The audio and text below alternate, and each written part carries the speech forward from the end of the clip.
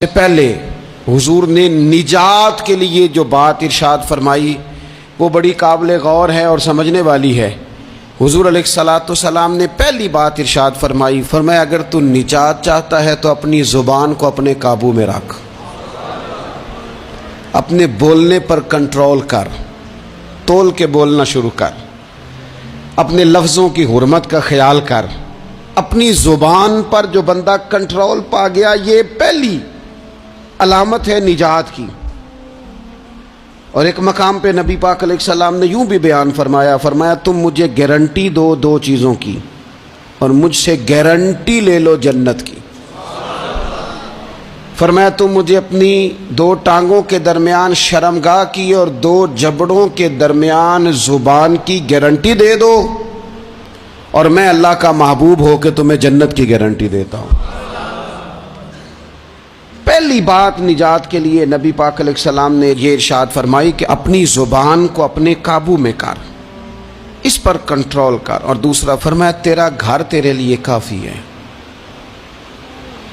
ادھر ادھر بلا وجہ نہ گھوما کر، بغیر سبب کے بہت ساری مجالس میں نہ جایا کر، ضرورت کے لیے جائیں، خیر پانے کے لیے جائیں، اچھے ارادوں سے سفر کریں۔ گئے ہمارے صوفیاء علماء دور دراز کے سفر کیے محدثین نے، کس لیے؟ حضور کی احادیث کو جمع کرنے کے لیے، نبی پاک علیہ الصلوۃ والسلام کے فیضان سے حصہ پانے کے لیے۔ لیکن فرمایا ادھر ادھر نہ، کچھ لوگوں کو بڑا شوق ہوتا ہے، اس مجلس میں بھی جائیں گے، اس محفل میں بھی جائیں گے، اس کی بھی سنیں گے، اس کی بھی سنیں گے، نتیجہ یہ رہے گا کہ بے یقین ہو جائیں گے، اپنے گھر سے نکلیں گے، گھر گھر پھریں گے، کسی گھر کے نہیں رہیں گے۔ تیرے لیے تیرا گھر کافی ہے، اپنے گھر رہ، اپنا گھر جو ہے وہ تجھے کفایت کرے، اپنے گھر میں قیام کر۔ یہ دوسری علامت ہے نجات کے لیے۔ اور تیسرے نمبر پہ نبی اکرم صلی اللہ تعالی علیہ وسلم نے فرمایا اگر تو نجات چاہتا ہے نا تو اپنی خطاؤں پہ رویا کر، اپنی خطاؤں پہ آنسو بہا، اپنے آپ پہ رو، اگر چاہتا ہے کہ بچ جائے۔ تین چیزیں نبی پاک علیہ الصلوۃ والسلام نے بیان فرمائی، زبان کو قابو میں کرو، اپنے گھر میں قیام کرو، اور فرمایا کہ تم اپنی خطاؤں پہ رویا کرو۔ یہ تین اگر چیزیں تمہیں میسر آتی ہیں تو پھر رسول پاک علیہ السلام کی زبان فیض حق کے ترجمان سے گارنٹی مل رہی ہے کہ اللہ اس بندے کو نجات عطا فرمائے گا۔ بہت شوق ہے لوگوں کو باتیں کرنے کا، بڑی باتیں، اوئے ہوئے، جو بات بڑے مختصر لفظوں میں دو جملوں میں بیان ہو سکتی ہے اس کے پیچھے اتنی لمبی تمہید باندھیں گے کہ اصل بات ہی رہ جائے گی بیچ میں سے۔ گفتگو، بات، بولنا، یعنی بات ہو رہی ہے، گفتگو ہو رہی ہے دو لوگوں کے بیچ، اور کوئی دانا آدمی بات کر رہا ہے تو فٹافٹ مداخلت کریں گے اور جملہ پھینکیں گے، کہیں گے کتھا کلامی معاف، اور اپنی بات شروع کر دیں گے۔ تو میں کئیوں کو روک کے کہتا ہوں کہ پہلے آپ پوچھ تو لیں ہم نے معاف کیا بھی ہے کہ نہیں۔ بہت باتیں کرتے ہیں بعض لوگ، بہت باتیں کرتے ہیں، اور دنیا میں جو زیادہ خطائیں ہوتی ہیں وہ زبان کی وجہ سے ہوتی ہیں۔ عملاً کوئی کسی کو کیا تکلیف دے گا، ہاتھ کوئی کسی پہ کیا اٹھائے گا، لیکن لفظوں کے تیر، جملوں کے ترش لہجے اور زبان کی کڑواہٹ۔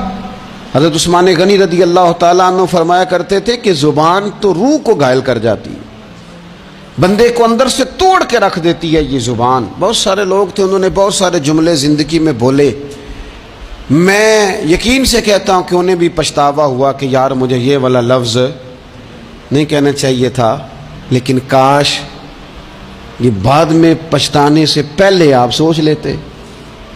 اور بہت سارے لوگ ایسے ہیں جو مجھے پتہ ہے جو وہ کہہ رہے ہیں وہ معافی ضمیر ان کا نہیں ہے، وہ ان کے خیالات نہیں ہوتے، لیکن وہ کہہ دیے انہوں نے، اور کہنے کے بعد اندازہ ہوا کہ یہ ہمیں کہنا نہیں چاہیے تھا۔ دوسرا ارشاد فرمایا کہ تو اس طرح کر، اپنے گھر کو نہ لازم پکڑ لے، تیرا گھر تیرے لیے بہتر ہے، تیرا گھر تیرے لیے کفایت کرنے والا ہے۔ شریعت اسلامیہ میں نا رہبانیت منع ہے، سارے حقوق چھوڑ کے بندہ گھر میں بیٹھ جائے، حجرے میں بیٹھ جائے، مرضی، منع ہے۔ لیکن کچھ دیر کے لیے وَتَبَتَّلْ إِلَيْهِ تَبْتِيلًا، سب سے کٹ کر اللہ کے ساتھ جڑ جاؤ۔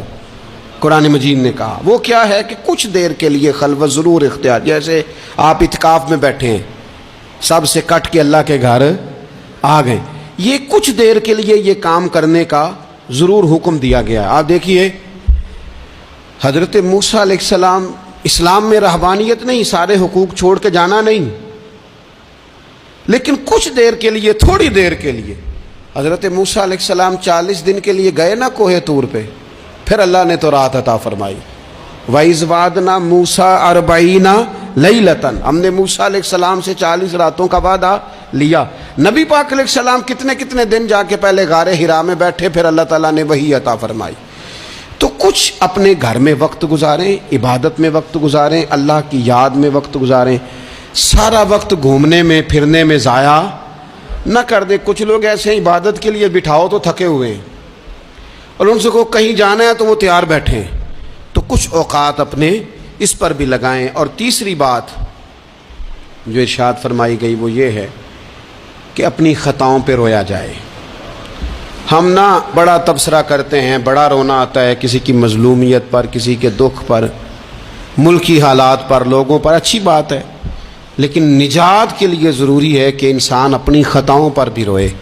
اور نبی اکرم صلی اللہ تعالیٰ علیہ وسلم نے فرمایا کہ اگر تمہیں اللہ کے خوف سے آنکھ سے اتنا قطرہ بھی نصیب ہو گیا جتنا مکھی اور مچھر کا پر ہوتا ہے، تو اللہ تبارک و تعالیٰ اتنا بھی تمہاری آنکھ سے آنسو نکل گیا تو جس طرح بھینس کے تھنوں سے نکلا ہوا دودھ دوبارہ تھنوں میں نہیں جاتا، تم بھی دوزخ میں نہیں جاؤ گے۔ اور دو آنکھیں اللہ کو بڑی پیاری ہیں۔ یا رسول اللہ کون سی؟ فرمایا کہ جو رب کی رضا کے لیے پہرا دیتی ہے، اور ایک وہ آنکھ جو اللہ کے خوف میں آنسو بہاتی ہے۔ یہ دو آنکھیں اللہ کو بڑی پیاری ہیں، تو اس لیے یہ 3 باتیں آپ نے نہیں بھولنی۔ ایک تو یہ کہ اپنی زبان کی حفاظت کریں، ایک اپنے گھر میں، مسجد میں، اجرے میں کچھ دیر بیٹھ کے اللہ کو یاد کریں، اور کوشش کریں کہ بغیر وجہ کے گھر سے نہ۔ اور تیسری بات یہ کہ اپنی خطاؤں پر آنسو بہانے کی کوشش کریں۔ اللہ تعالی ہم سب کو سمجھنے کی توفیق عطا فرمائے۔